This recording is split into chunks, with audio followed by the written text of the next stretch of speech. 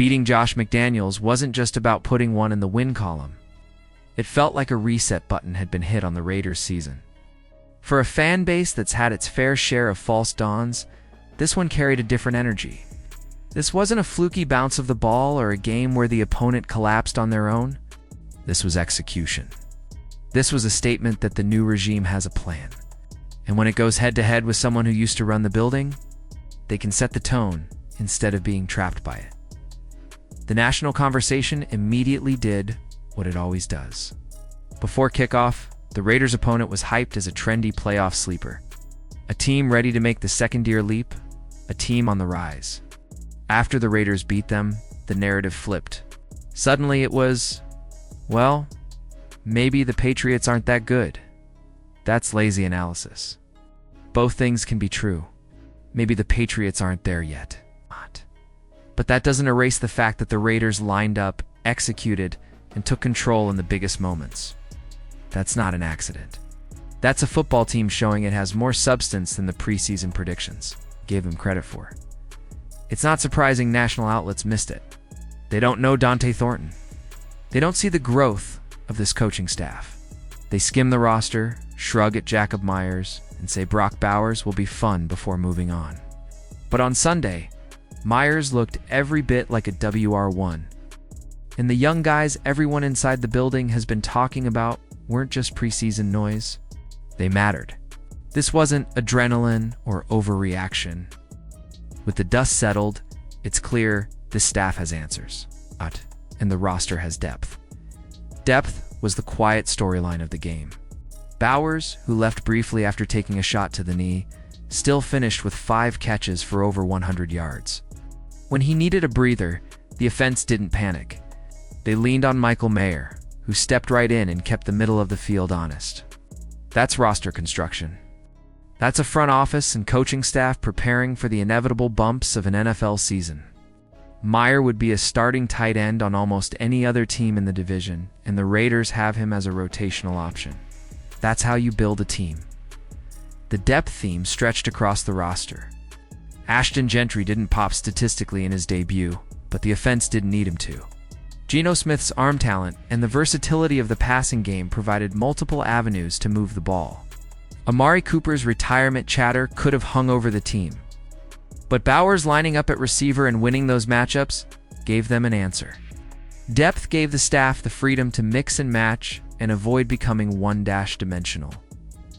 Yes, it's only week 1. Weird things always happen. The Bengals looked shaky. A few quarterbacks played like Hall of Famers in rainstorms. And the Colts aren't going 17-0. It's early. But there are things that carry over. Veteran execution on critical downs. A coaching staff that doesn't just talk about adjustments, but actually makes them. A quarterback who can rip throws when the defense expects you to fold. Those are things you can build a season on. Patrick Graham has had stretches in the past where adjustments came late. But not this time. He disguised coverages, mixed pressure, and gave his playmakers opportunities to change the game.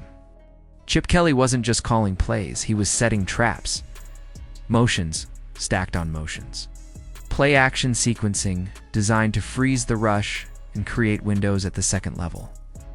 None of it had been shown in preseason, so the opponent had no tape to prepare for it. That's what real preparation looks like.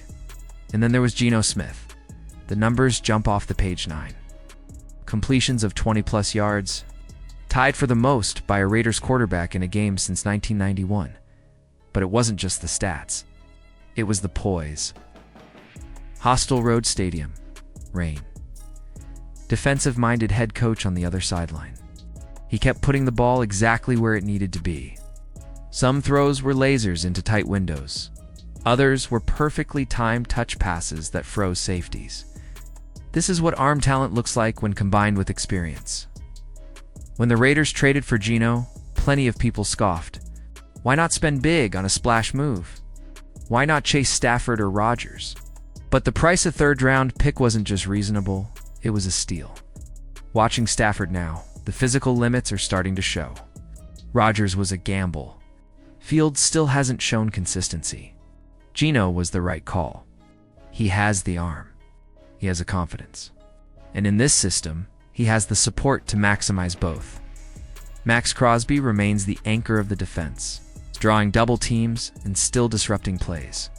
Even when he wasn't credited with sacks, his presence forced hurried throws and collapsed pockets.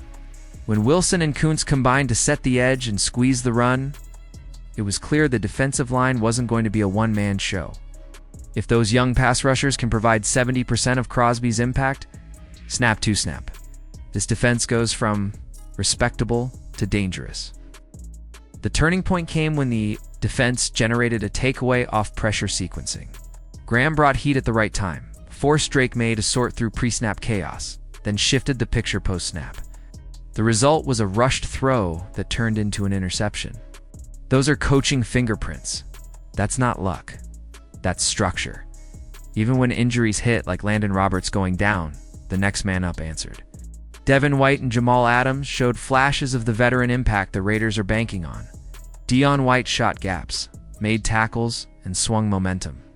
Isaiah Polamau capitalized on a tipped ball, showing he's more than just depth. These are the glue plays that win close games. That's the blueprint this year.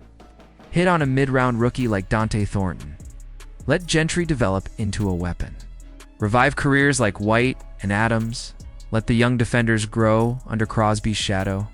And let Geno make 3 or 4 big-time throws every quarter. That combination doesn't guarantee a playoff berth, but it guarantees you won't be an easy out. The AFC West is wide open. The Chiefs are still the Chiefs, but they've shown cracks. The Chargers have talent, but consistency has been their Achilles heel. The Broncos are still trying to figure out their identity. The Raiders don't need to be perfect. They just need to be credible. And against a team in their tier, they showed they are. This wasn't a cute September upset. It was a window into what this team can be when the staff plays chess and the roster has multiple answers. Protection needs to tighten. Coverage depth needs work. But the bones are solid. The quarterback is right. The coaching staff is aligned. And for once, it feels like the Raiders aren't just guessing their building. That's the story. Week 1 is never the whole book. But for the Raiders, this chapter feels like the start of something real.